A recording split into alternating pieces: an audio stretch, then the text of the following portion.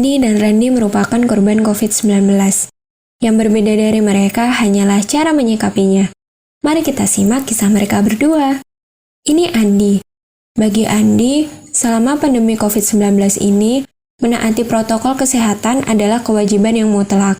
Ini berkat latar belakang keluarganya, di mana ayahnya seorang dokter dan ibunya perawat di rumah sakit pemerintah yang juga tergabung sebagai Satgas COVID-19.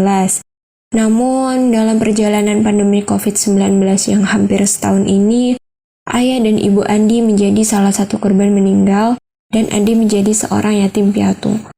Beberapa waktu setelah itu, Andi juga dinyatakan positif COVID setelah ia melakukan tes swab. Karena tidak ada kerabat yang bisa merawatnya dan keterbatasan biaya yang dimiliki Andi, akhirnya Dinas Sosial daerah setempat memutuskan untuk mengkarantina Andi di tempat karantina COVID yang mereka sediakan. Mari kita beralih ke kasus yang lain. Sekarang kita lihat kondisi Randy. Ia merupakan remaja yang hidup hanya berdua dengan neneknya yang sudah tua renta. Keadaan inilah yang membuat Randy bekerja serabutan untuk memenuhi kebutuhan sehari-hari. Dia termasuk salah satu orang yang percaya bahwa virus COVID ini tidak nyata. Ia menganggap COVID hanyalah konspirasi belaka. Karena hal itu, ia tidak pernah mau mematuhi protokol kesehatan dan cenderung menyepelekan. Sampai suatu ketika, nenek Randy mengalami demam dan sesak nafas yang tak kunjung membaik. Karena keterbatasan ekonomi, nenek Randy akhirnya dirawat seadanya di rumah. Tak lama setelah itu, nenek Randy meninggal dengan status pasien COVID karena kurangnya perawatan yang intensif. Meski awalnya masih menampik, ia pun memberanikan diri untuk melakukan tes swab gratis yang diadakan oleh suatu lembaga sosial. Setelah menunggu beberapa hari, ia dinyatakan positif COVID-19 dan disarankan mengikuti karantina di tempat karantina COVID.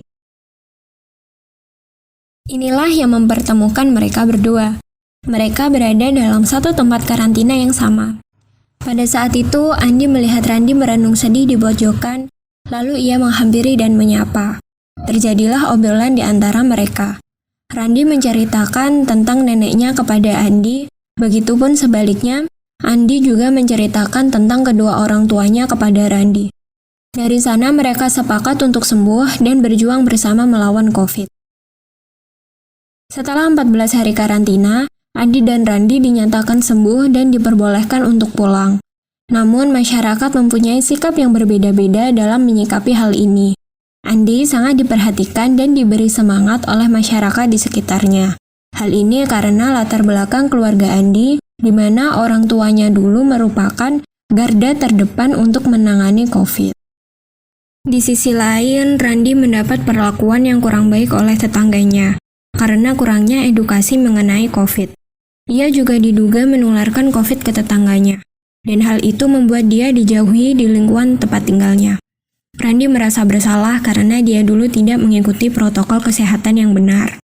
Namun dengan semangat yang mereka punya, Andi dan Randy sama-sama memiliki satu tujuan, yakni edukasi kepada masyarakat tentang COVID-19. Andi yang kini menjadi edukator bersama masyarakat di RW-nya dengan melakukan promosi kegunaan plasma darah kepada para penyintas pasien COVID.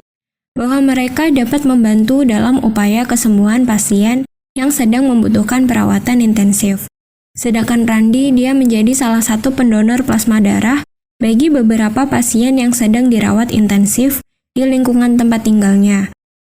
Pesan moralnya adalah, COVID merupakan musuh tak kasat mata yang wajib kita perangi dengan cara membiasakan diri untuk melakukan protokol kesehatan, salah satunya dengan 3M.